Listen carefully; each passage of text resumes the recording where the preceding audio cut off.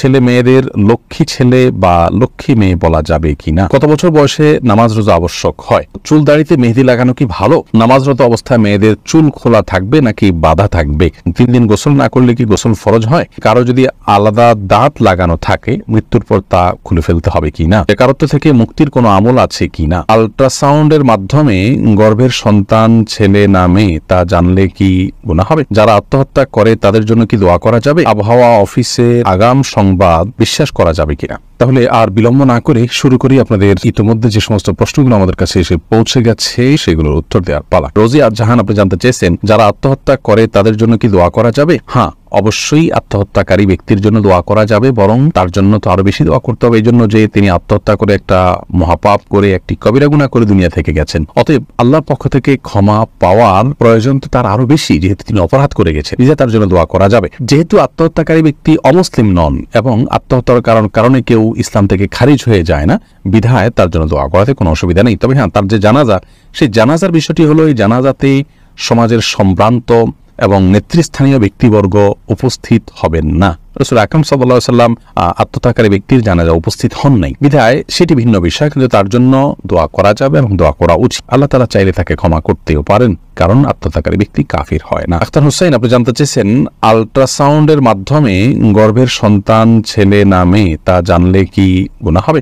দেখুন, আল্ট্রাসোনোগ্রামের মাধ্যমে গর্ভের সন্তানের অবস্থা যদি জানা যায় এবং ডাক্তাররা যে তাদের অভিজ্ঞতার আলোকে বিভিন্ন থিওরির ভিত্তিতে তারা যে বলেন যে ছেলে বা মেয়ে, এটি জায়েজ আছে, কোনো অসুবিধা নেই। আল্লাহ রাব্বুল আলামিন যে বলেছেন গর্ভে কি আছে সেটি আল্লাহ ছাড়া কেউ জানেন না, এর মাধ্যমে এটি মূলত এই পর্যায়ের কথা আল্লাহ তাআলা বলেননি। তার মানে কোন সময় গর্ভে কি যাচ্ছে না যাচ্ছে এবং কোন বীর্যে কোন শুক্রাণুতে কি সন্তান আছে না আছে সেটি আল্লাহ ছাড়া কেউ জানেন না। আল্ট্রাসোনোগ্রামের মাধ্যমে সাধারণত ডাক্তারগণ একটা পিরিয়ড পার হওয়ার পর, একটা সময়ে পৌঁছার পর, কয়েক মাস পর সেটি বলতে পারেন। অতএব সেটা একটা অনুমান, সেটা একটা ধারণা, তারা যা দেখেন সে অনুযায়ী তারা বলে থাকেন। অতএব কারোর দেখা জিনিস কেউ বললে সেটাকে বিশ্বাস করা যেতে পারে এবং সেটা গ্রহণ করলে বা সেটা তাদের কাছে জানতে চাইলে এটি গায়েবের প্রতি বিশ্বাসের শামিল হবে না, এটা জায়েজ হবে ইনশাআল্লাহ। আবু বকর সিদ্দিক আপনি জানতে চেয়েছেন, বেকারত্ব থেকে মুক্তির কোনো আমল আছে কিনা?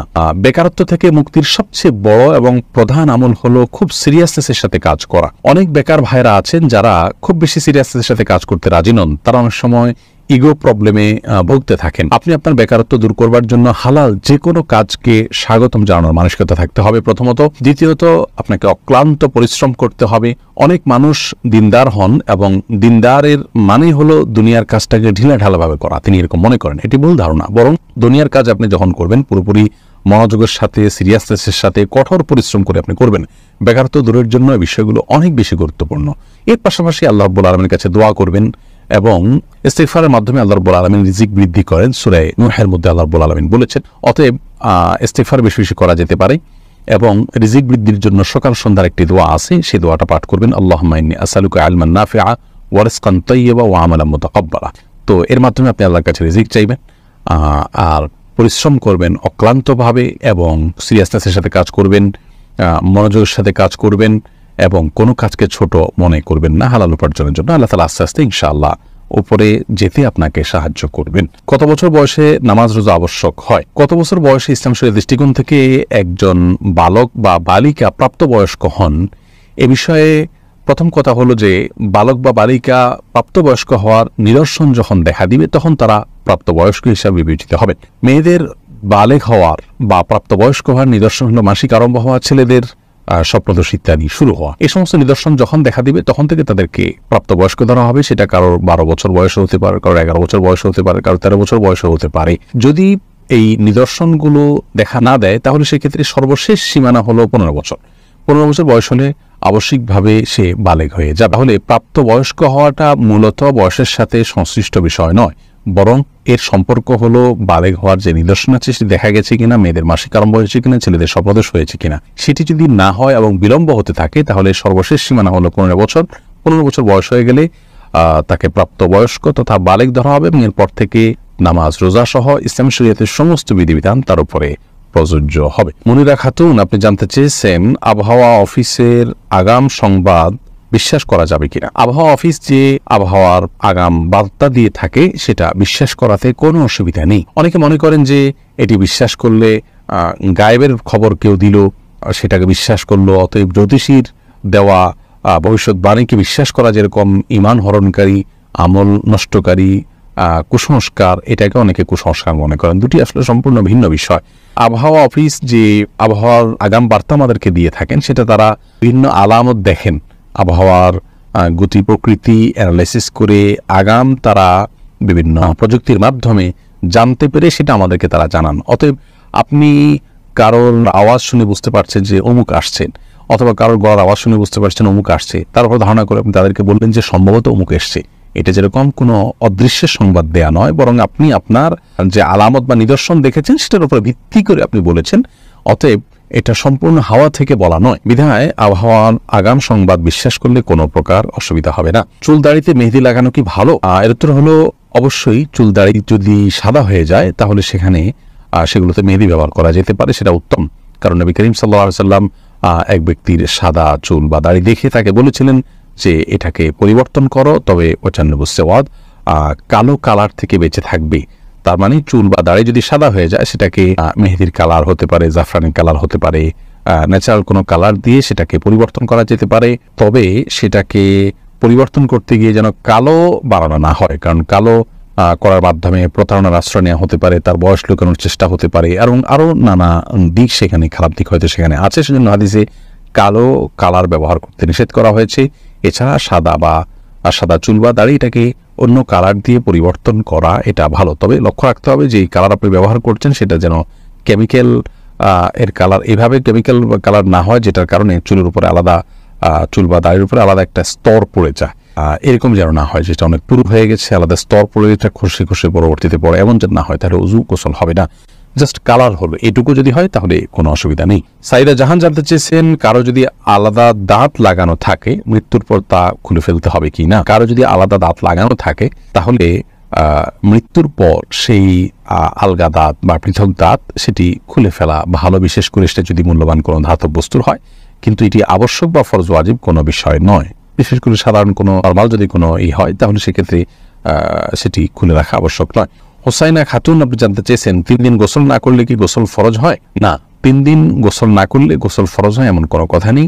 অনেকে মনে করেন যে 3 দিন বা এতদিন গোসল না করলে তখন গোসল করতে হয় ফরজ হিসেবে। গোসল ফরজ হয় শুধুমাত্র মেয়েরা মাসিক থেকে পবিত্র হলে, এবং সন্তান প্রসব পরবর্তী যে ব্লিডিং আছে সেটি থেকে পবিত্র হলে, এবং নারী পুরুষ উভয়ের বীর্যপাত হলে সহবাসের পর, এই জায়গাগুলোতে গোসল করা ফরজ বা আবশ্যক।